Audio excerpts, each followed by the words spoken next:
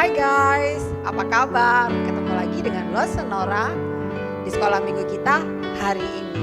Tetap mengucap syukur ya guys atas penyertaan Tuhan dalam hidup kita. Karena Dia adalah Allah yang setia. Dan hanya di dalam namanya kita memiliki kekuatan, kita memiliki pengharapan dan juga memiliki jaminan keselamatan. Yuk sama-sama kita naikkan ucapan syukur kita dengan memuji Tuhan. Hanya di dalam namanya.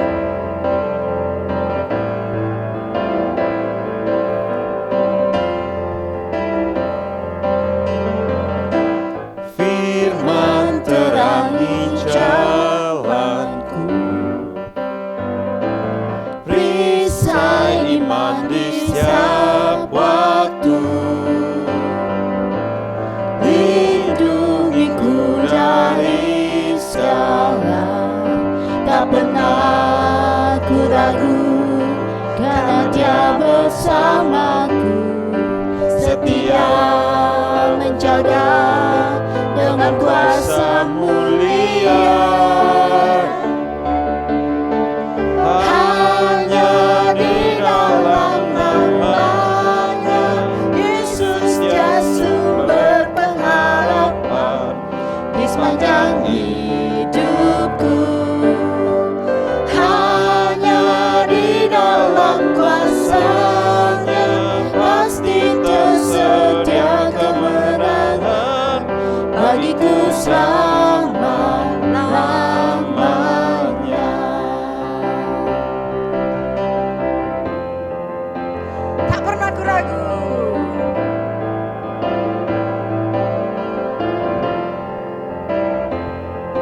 Tak pernah ku ragu, karena Dia bersamaku, setia menjaga dengan kuasa mulia. Hanya di dalam namanya Yesus Dia sumber pengharapan di sepanjang hidupku. Hanya di dalam kuasa-Nya pasti tersedia kemenangan bagiku selama-lamanya. Hanya di dalam kuasa-Nya. Di dalam kuasa-Nya Yesus Dia sumber pengharapan di sepanjang hidupku.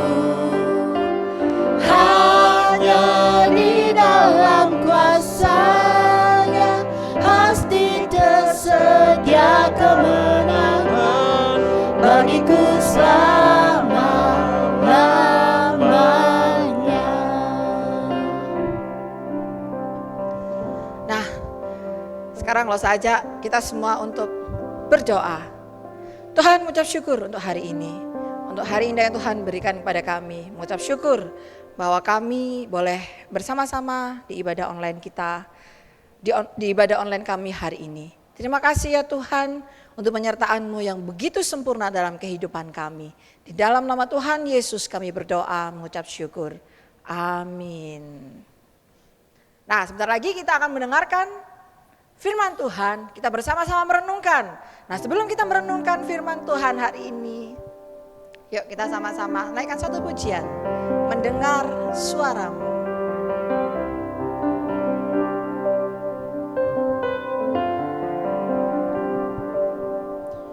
Di hadirat-Mu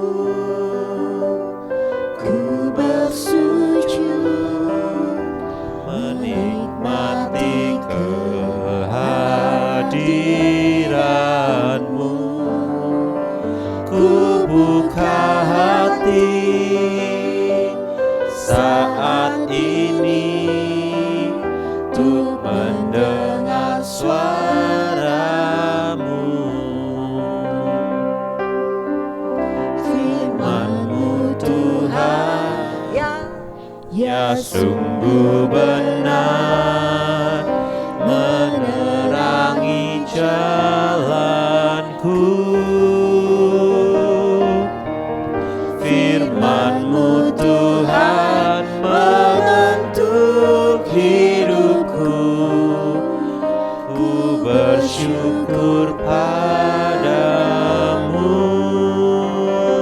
Di hadirat-Mu, Di hadirat-Mu ku bersujud menikmati kehadiran-Mu. Ku buka hati saat ini untuk mendengar suara-Mu.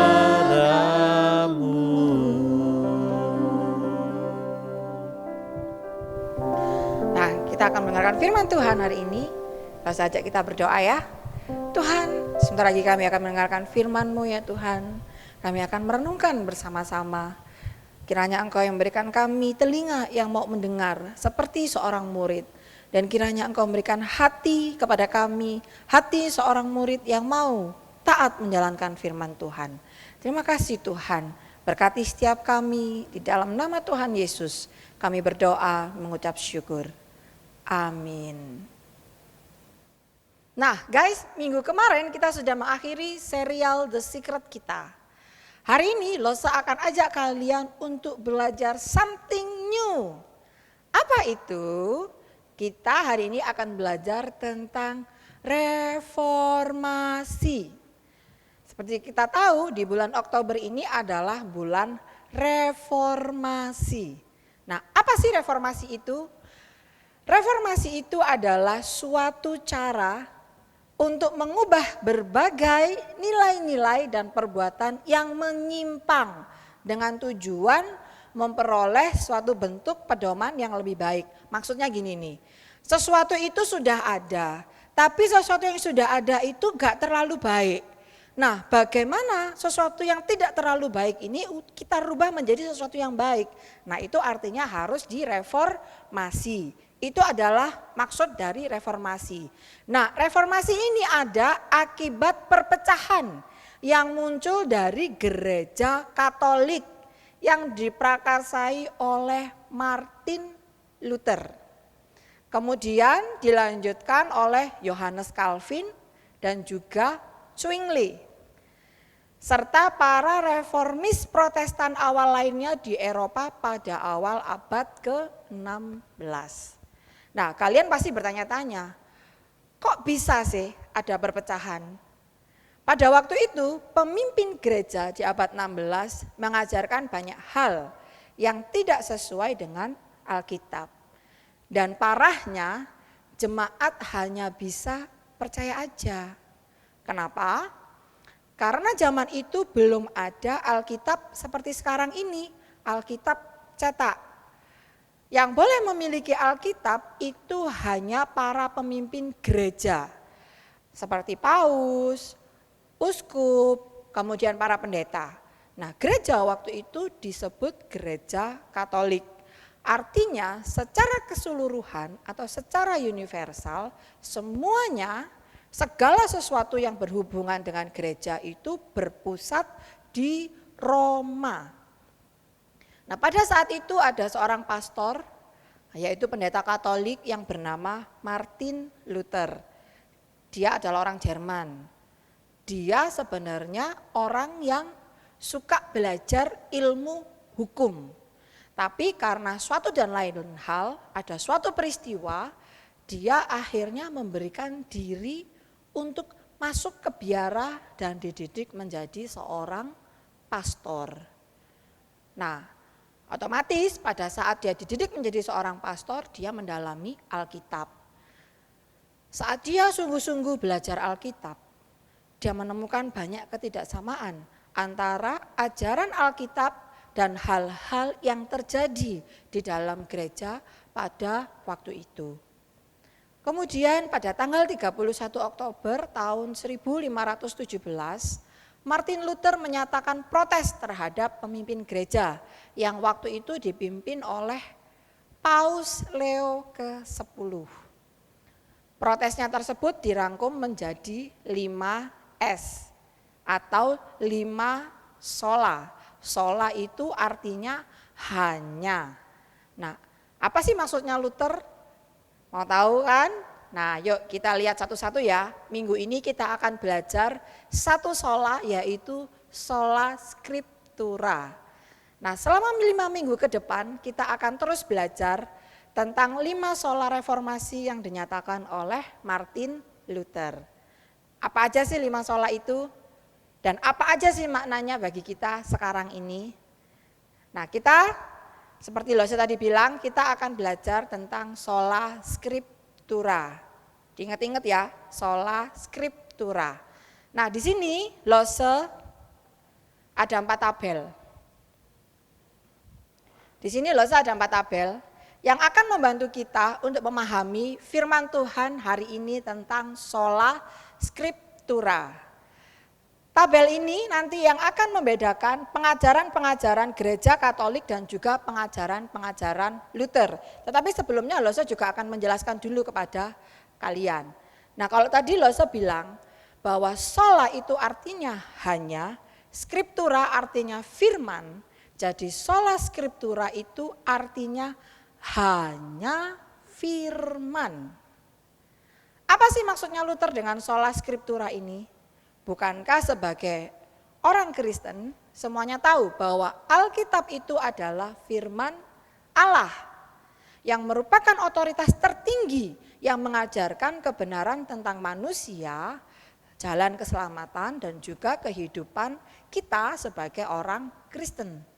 Tetapi pada zaman itu para pemimpin gereja mengatakan bahwa perkataan Paus, tradisi gereja, bahkan keputusan para uskup pemimpin gereja itu bisa disejajarkan atau bahkan lebih berkuasa dan lebih punya otoritas dibandingkan dengan Alkitab.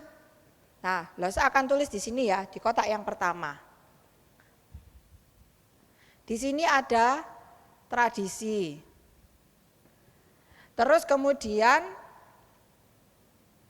ada pemimpin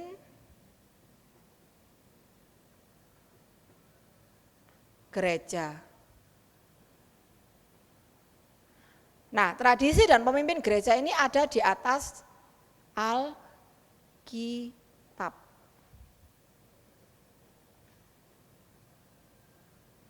Nah, ini menunjukkan bahwa tradisi dan pemimpin gereja ini memegang peranan yang sangat penting pada waktu itu dibandingkan dengan Alkitab.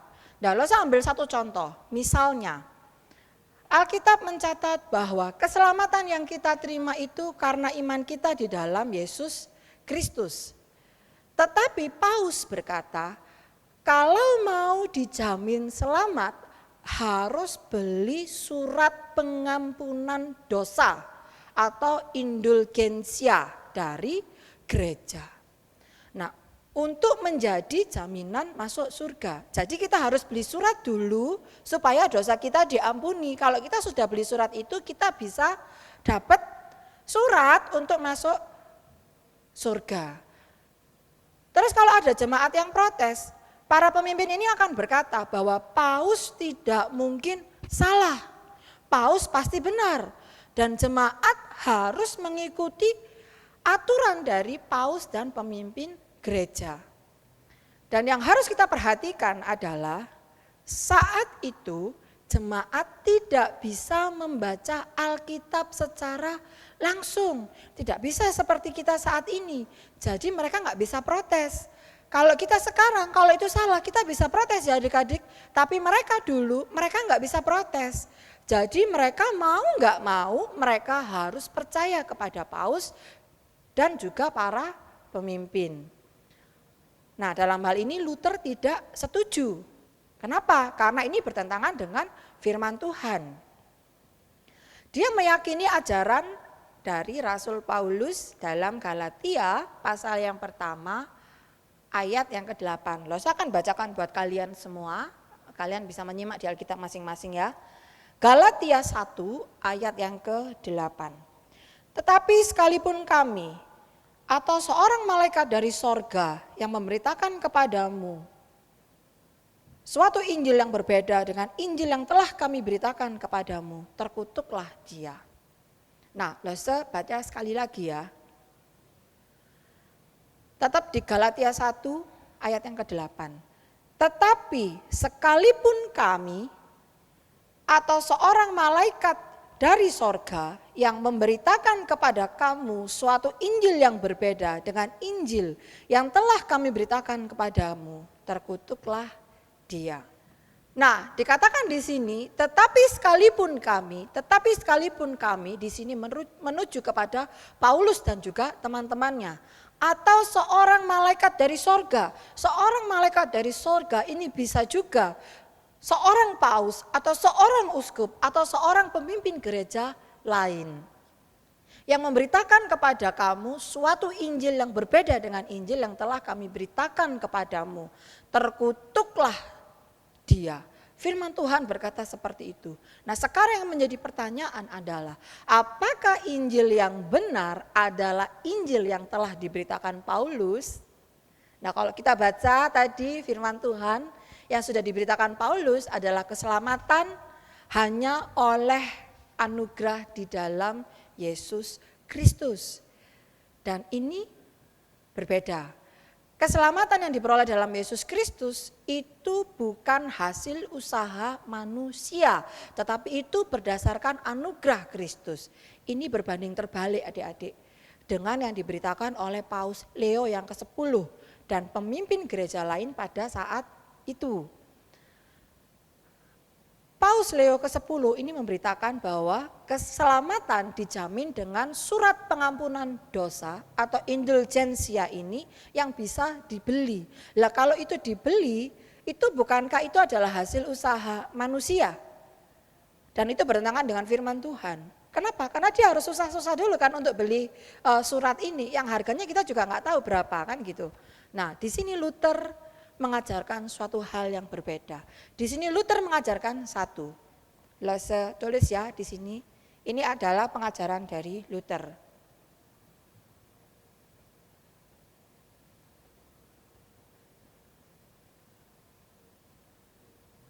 Nah, Luther di sini mengajarkan tentang Alkitab. Tidak ada yang lain. Buku-buku, penjelasan dan tafsiran para pemimpin gereja tidak bisa dibandingkan dengan Alkitab. Tetapi buku-buku tradisi para pemimpin gereja dapat membantu kita untuk memahami Alkitab dengan lebih baik. Nah, mereka ini seperti palu, sekop, alat-alat tambang yang digunakan para penambang dalam mencari harta karun di dalam tambang emas. Kehadiran mereka ini sangat dibutuhkan. Karena jika tidak ada mereka, tidak mungkin harta karun dapat ditemukan. Demikian juga dengan buku-buku tradisi para pemimpin gereja, kehadiran mereka juga sangat dibutuhkan untuk dapat menemukan harta karun yang ada di dalam firman Tuhan. Nah, zaman sekarang ini mungkin kita sudah lebih paham tentang Alkitab. Karena kita punya Alkitab yang bisa kita baca, kita bawa kemana-mana Alkitab kita, baik itu berupa fisik maupun ada di dalam gadget. Yang menjadi masalah adalah banyak orang Kristen saat ini yang tidak mau baca Alkitab. Mereka tidak mau membaca firman Tuhan, mereka lebih suka mendengar dari orang lain. Akibatnya mereka tidak tahu apa yang diajarkan. Yang diajarkan ini benar atau enggak. Sehingga mereka mudah diombang-ambingkan oleh angin pengajaran yang menyesatkan. Nah, banyak orang sekarang yang berkata, mereka berkata seperti ini, bertemu Tuhan. Mereka mimpi bertemu Tuhan. Mereka mendapatkan bisikan-bisikan ilahi. Mereka mengungkapkan rahasia ilahi. Atau ada orang yang mengaku mendapat penglihatan dari Tuhan. Karena super keren, karena mujizat-mujizat yang dia lakukan itu luar biasa, banyak orang yang percaya. Padahal belum tentu itu yang benar. Nah, sekarang saya tulis lagi ya. Tadi apa? Apa tadi yang nomor 1 selain Alkitab? Tadi kan yang pertama kan tradisi dan pemimpin gereja, kemudian Alkitab. Terus apa lagi? Yaitu apa? Penglihatan. Lah saya tulis di sini ya, penglihatan. Kembali, seperti tradisi dan pemimpin gereja, penglihatan ini juga lebih mereka utamakan dibandingkan dengan Alkitab.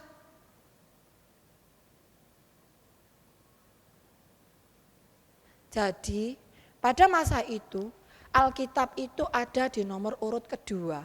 Yang nomor urut pertama yaitu tradisi dan pemimpin gereja dan juga penglihatan. Nah adik-adik, karena pada waktu itu mereka menjadikan ini sebagai kebenaran yang harus dijunjung tinggi. Contohnya, sekarang ada penglihatan bahwa dunia ini sedang diserang iblis.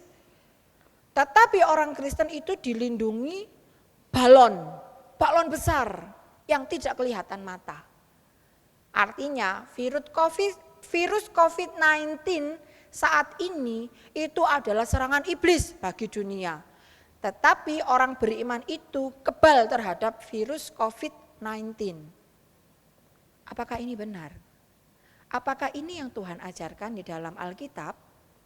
Alkitab mengatakan bahwa tubuh jasmani kita ini semakin lemah. Orang Kristen pun bisa sakit.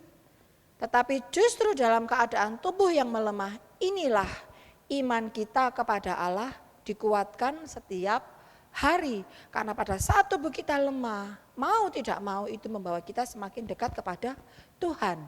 Nah, apa yang Lose bilang tadi itu terdapat di dalam surat Paulus kepada jemaat Korintus, yaitu di dalam 2 Korintus 4 ayat yang ke-16.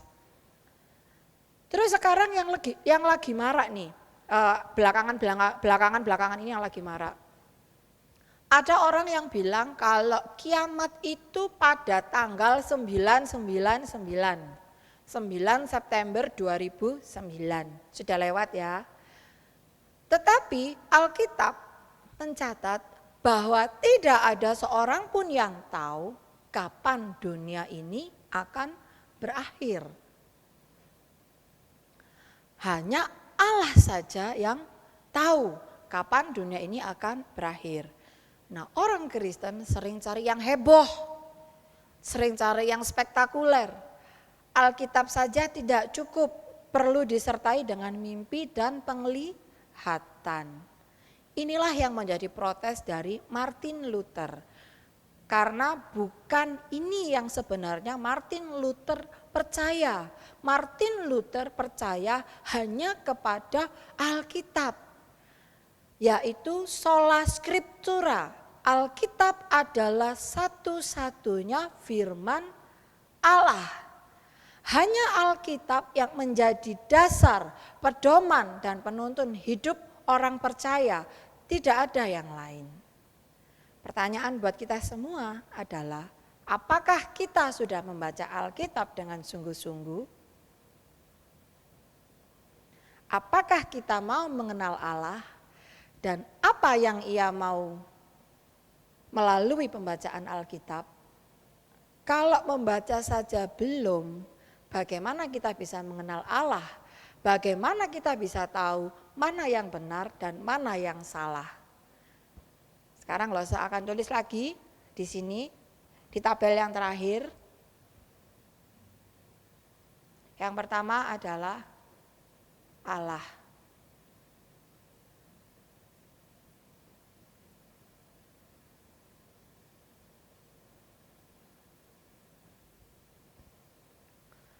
Gambar ini menunjukkan bahwa ketika kita membaca Alkitab, kita mengenal Allah. Itu sebabnya Allah ada di atas, Alkitab ada di bawah. Dengan kita membaca Alkitab, kita mengenal Allah. Nah, kenapa? Karena Alkitab itu adalah satu-satunya kebenaran yang akan membawa kita mengenal Allah. Yang mengajarkan kepada kita apa yang Allah ingin kita lakukan dan apa yang Allah larang kita lakukan. Alkitab adalah firman Allah sendiri. Allah sudah menuliskan standar-standarnya di dalam Alkitab. Nah, Lose ajak kalian semua untuk mengambil satu komitmen agar kita mau mengenal Allah lebih lagi. dengan membaca firman Tuhan secara rutin setiap hari. Lalu saya ajak kalian semua untuk menaikkan satu pujian sebagai refleksi dari firman Tuhan hari ini. Dan akan kita nyanyikan selama 5 minggu ke depan, Kidung Reformasi.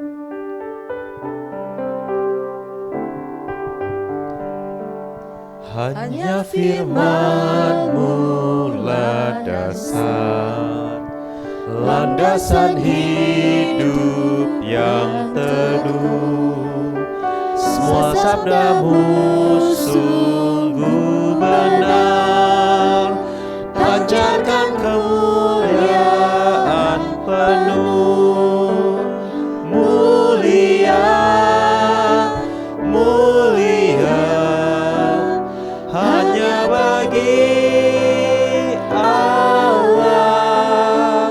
Mulia, mulia, hanya bagi Allah. Mulia, Mulia, mulia, hanya bagi Allah.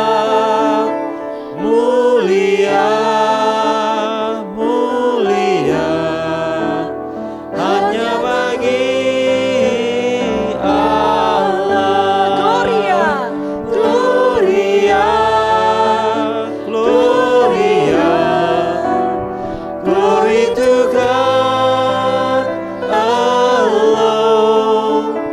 Gloria, Gloria, glory to God alone. Nah, sekarang saya ajak kita semua untuk berdoa. Karena tadi kita sudah mengambil satu komitmen bahwa kita mau secara rutin membaca firman Tuhan. Yuk kita berdoa. Tuhan, mengucap syukur untuk hari ini, untuk firman yang boleh kami dengarkan, boleh kami renungkan ya Tuhan. Bila tadi kami sudah mengambil satu komitmen bahwa kami mau mengenal Engkau lebih lagi Tuhan. Kami mau mengenal Engkau sungguh. Kami mau membaca firman-Mu setiap hari. Ajar kami untuk terus taat membaca firman-Mu ya Tuhan. Bukan hanya membaca, tapi kami mau melakukan firman Tuhan dalam kehidupan kami sehari-hari. Terima kasih ya Tuhan. Ini kami anak-anak-Mu dengan kerendahan hati datang kepadamu. Di dalam nama Tuhan Yesus kami berdoa. Amin. Nah, sekarang waktunya AHA kita.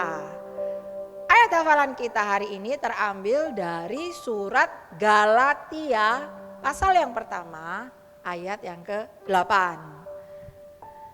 Yang berbunyi demikian. Tetapi sekalipun kami atau seorang malaikat dari sorga yang memberitakan kepada kamu suatu Injil yang berbeda dengan Injil yang telah kami beritakan kepadamu, terkutuklah dia. Dan saya ulangi sekali lagi ya. Tetapi sekalipun kami atau seorang malaikat dari sorga yang memberitakan kepada kamu suatu Injil yang berbeda dengan Injil yang telah kami beritakan kepadamu, terkutuklah dia. Kita sama-sama ya, hafal ayat ya. Kita mulai dari alamatnya. Galatia 1 ayat yang ke-8. Tetapi sekalipun kami atau seorang malaikat dari sorga yang memberitakan kepada kamu suatu Injil yang berbeda dengan Injil yang telah kami beritakan kepadamu, terkutuklah dia. Nah, saya ingatkan kembali tentang bejana untuk Tuhan. Tiap minggu kita memberikan persembahan di bejana ini. Tapi adik-adik juga harus ingat bahwa hidup kita adalah bejana yang kita persembahkan untuk Tuhan. Setiap hari kita isi dengan ketaatan dan hidup yang sungguh-sungguh untuk mau mengenal Tuhan dan mau mengasihi Tuhan. Kita nyanyi sama-sama ya.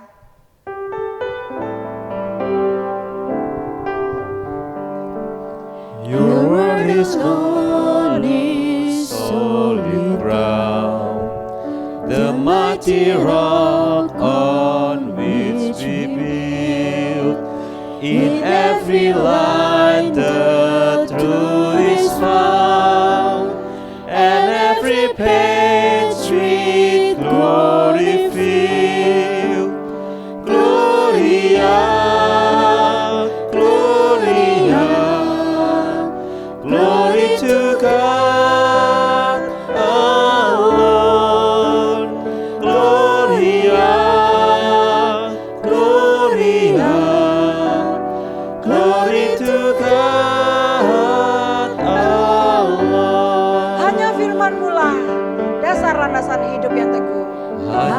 firman-Mu landasan, landasan hidup yang teguh. Semua sabda-Mu sungguh benar, pancarkan kemuliaan penuh. Mulia, mulia, hanya bagi Allah. Mulia, mulia, hanya bagi Allah. Nah, sebelum kita mengakhiri ibadah sekolah minggu kita hari ini, kita berdoa. Tuhan, mengucap syukur kami sudah mengakhiri ibadah kita hari ini.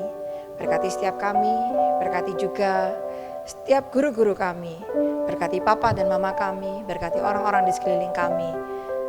Tolonglah kiranya kami dapat terus mengenal Engkau dan dapat terus memuliakan nama-Mu. Terima kasih ya Tuhan, di dalam nama Tuhan Yesus kami berdoa mengucap syukur. Amin. See you next week guys. I love you and God bless you.